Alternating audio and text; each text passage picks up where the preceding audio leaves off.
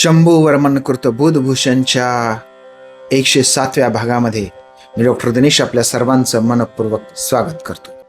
मित्रांनो, आपण बुधभूषणच्या पहिल्या अध्यायाच्या अन्योक्ती कलशाच्या शेवटच्या टप्प्यामध्ये आहोत आणि आजचा आपला श्लोक क्रमांक 189 आहे. आणि हा श्लोक महाराजांनी शंख या शंखाला उद्देशून लिहिलेला आहे. शंख जो युद्धाच्या पूर्वी फुंकला जातो तो शंख, आपल्या देव्हाऱ्यामध्ये असतो तो शंख. कुठे सापडतो शंख आपल्याला माहिती आहे. तर शंखाचं जे मूळ ठिकाण आहे ते म्हणजे समुद्र आहे. आणि या शंखाविषयी काय लिहितात महाराज पाहूया.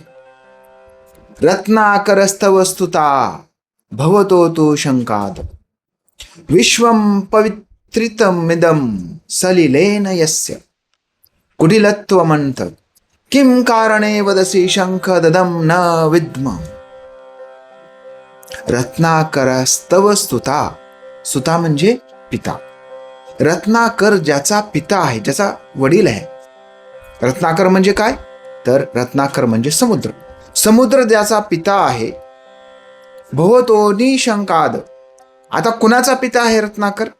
रत्नाकर हा लक्ष्मी देवीचा पिता आहे. त्यासोबतच समुद्रात काय मिळतं तर समुद्रात भवतो निशंकाद, शंख सुद्धा त्याच्यात मिळतो. आणि ही जी लक्ष्मी आहे, जी समुद्राची मुलगी आहे, समुद्राच्या कायेपासून, त्याची काया आहे, ह्या समुद्राच्या कायेपासून जिची निर्मिती झाली ती लक्ष्मी. आणि ही लक्ष्मी आणि हा समुद्र काय करतात तर विश्वं पवित्रितमिदं सलिलेन यस्य, ह्या संपूर्ण विश्वाला पवित्र करण्यासाठी काय देतात? त्यांचं जल देतात. बघा, समुद्राचं जे जल आहे, या समुद्राच्या जलापासूनच आपल्याला काय मिळतात? समुद्राच्या पासून मिळणाऱ्या धनधान्य, खनिज, त्यासोबतच हा जो पाऊस पडतो संपूर्ण पृथ्वीवर, हा पाऊस कुणाची देण आहे तर हा पाऊस देण आहे ती या रत्नाकराची, या समुद्राची. म्हणून सलिले देतं, पाणी देतं, संपूर्ण पृथ्वी तलाला पाणी देतो. कोण? हा रत्नाकर. याची एवढी सुंदर आणि सर्वांचं कल्याण करणारी अशी पुत्री आहे ती म्हणजे लक्ष्मी. आणि त्याच्यातून हा वाकडा कोण? शंख. कुटिलत्व म्हणतात, अतिशय कुटिलाचे, वाकडा, फार सुंदर नसणारा हा शंख सुद्धा त्याच्यातूनच जन्म घेतो. किं कारणे वदसि शंख ददं न विद्मः. काय कारण आहे अशा शंखाला जन्म देण्याचं? कुणाला विचारावं? शंखाच्या पित्यालाच, म्हणजे समुद्रालाच विचारावं. अरे बाबा, एवढी सुंदर लक्ष्मी सारखी तुझी पुत्री आहे आणि असा वाकडा शंख तू कशाला जन्माला घातलेला आहेस? हा शंख काय करतो? ददम ददम ददम असा आवाज करत असतो. ददम म्हणजे काय? द्या द्या, मला द्या, मला द्या, मला द्या. काही विचारवंतांच्या मध्ये मंदिरामध्ये शंख त्याच्यासाठीच फुंकला जातो की आता द्या द्या, आता मला देण्याची वेळ झालेली आहे. पुजारी आलेला आहे, पूजा सुरू झाली आहे आणि तुम्ही पूजेमध्ये काहीतरी देण्याची वेळ झाली. दे दे दे दे म्हणजे काहीतरी मागण्याचं काम हा काय करतो? शंख करतो. त्यामुळे सर्वांना देणारा हा रत्नाकर समुद्र, सर्वांचं कल्याण करणारी ही लक्ष्मी देवी कुठे? आणि हा सगळ्यांचं मागणारा भिकारी शंख कुठे?